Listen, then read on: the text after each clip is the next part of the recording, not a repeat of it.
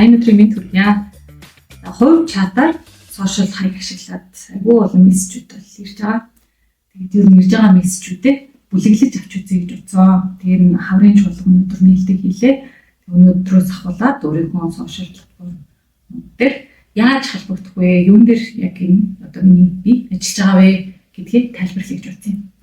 Манайх хоёр нь ихэвчлэн Facebook хаягаар их холбогдож байгаа учраас Facebook дээр эхлээд над руу ороод үзье. За болдын уянга гэд оронгууд мэдээж миний хаяг гарч ирж байгаа. За энэ бол яаж холбоо өрөх вэ гэдэг бүх мэдээлэл оруулахыг хичээсэн. Тэгэхээр утасныхаа камерыг ашиглаад яг энэ QR кодыг уншуулад тэгээд холбогдох хүсэлтэд илгээж болно. Instagram-аар холбогдох хийвэл хийшээгээ. За YouTube-ээр ер нь ямар ярилцлагуудад орж байгаа вэ гэдэг мэдээллийг бас YouTube-ийн хаягийг оруулж өгсөн байгаа. За яг энэ санал хүсэлтэд авахын формыг өнөөдөр танилцуулъя гэж бодсон юм. Энэ хаврын чуулганы хүрээнд ямар хуулиуд дээр ажиллаж байгаа вэ гэдгийг бүгдийг оруулчихсан байгаа. Тэгээд та бүхэн маань саналаа яг тийм хэрэгтэй бүх мэдээлэл хэлье гэсэн бүх санаагаа оруулаад над руу илгээж байгаарай. За ингээ хуудас руугаа оронгууд яаж харагдах вэ гэдгийг хандтаа. Google форм нэгнэ. За ингэж бүх мэдээ авах санал асуулгыг бүлэглэх болсон шалтгаан нь нэлээд олон мессежүүд дараалаад ирчихээр бүгднгийн үзэд хариулахад удаад байгаа учраас бүлэглээд авъя гэж хийцээ. Тэр энэ Google форм дээр бол нэнгүүд та асуух асуултаа үлдээгээрэй. Улсын хурлын гишүүн болдын уянгатай холбогдлоо гэд гараад ирнэ.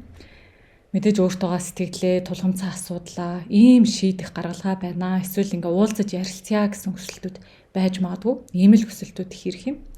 Тэр энэ хаврын чуулганы үеэр ажиллаж байгаа хуулийнхаа төслүүдийг эхлээд гаргаж ирж байгаа. Гэр бүлийн тухай хууль дээр нэлээд анхаарч ажиллаж байна.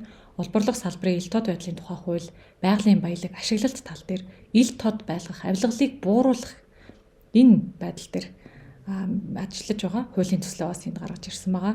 Байгаль орчны нөлөөллийн үнэлгээний тухай хуулийг улсын хурлын чуулганд хилцүүлэгт бэлтгэх ажлын хэсгийг бас ахлан ажиллаж байна. Энэ хуулийн төсөлтэй холбоотой саналуудыг бас хэрвээ хурвал уртлын зэгтэнд дарж агаад гэж саналаа өгөөрэй. Эдийн засгийн хэрэгчлөөний тухай хуулийн ажлын хэсэгт нь бас ажиллаж байгаа. Хэрвээ засгийн газраас ашиг малтамлын тухай хууль ороод ирэх юм бол ашиг малтамлын тухай хууль дээр ажилланаа. За ингээд яг энэ та аль хуулийн төсөлтэй холбоотой саналаа илэрхийлэх вэ гэдгээр яг миний хувь гишүүний үднээс нэлээд онцгой анхаарлыг хандуулан ажиллаж байгаа хуулийн төслүүдэд тавьж өгсөн ба хуулийн төслүүдийг яг их хувилбараар нь үзье гэх юм бол энэ ди парламент дээрх өөрсдийнх нь сувгууд руу н ороод хуулийн төсөлтэй танилцж саналаа илэрхийлээрэй. Бусад асуудлаар мэдээж надтай холбогдож болно. Тэгвэл бусад асуудлаар гэдгийг нь дараад өгөөрэй. За ингээд насны ангиллаар нь суугаад аваад харъя гэж бодсон. Тэгээд судлаач хүний хувьд ч тэр ер нь бол яг одоо эргээд холбоо барихад хүртэл энэ мэдээлэл хэрэгтэй гэж утсны үднээс одоо ингээд насны ангиллаа та маань бас сонгоод өгөөрэй. Тэгээ хүүсээ хийх шаардлагагүй ч гэж болно, нэмэгтэй ч гэж болно, эрэгтэй ч гэж болно. За ингээд санал хүсэлтэд үлдээх хэсэг дээр бол хэтэрхий одоо урт мессежүүд угаасаа ирэхгүй байлээ. Ерөнхий байдлаар ингэчүүл зүгээр юм биш үү? Энэ дээр анхаар, энэ дээр хамтарч ажиллая гэсэн саналуд бол байсан.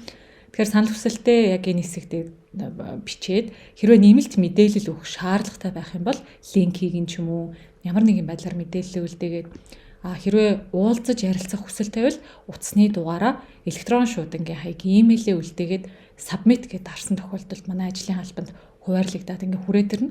Тэгээ энэ бүгд мэдээллийг санал хүсэлтийг авсны дараа эргээгээд хариулах нь илүү хурдан байх юм байна гэж үзье. Тэгэхээр сонирхоод асуух зүйлүүд байж болно. Эсвэл яг нэг хуулийн ажиллаж байгаа хуулийн төсөлд маань хэрвээ саналаа өгөх тохиолдолд заавал над руу энэ формыг ашиглаад холбогдоорой. Холбогдсон тохиолдолд эргээд заавал холбоор болно. Баярлалаа.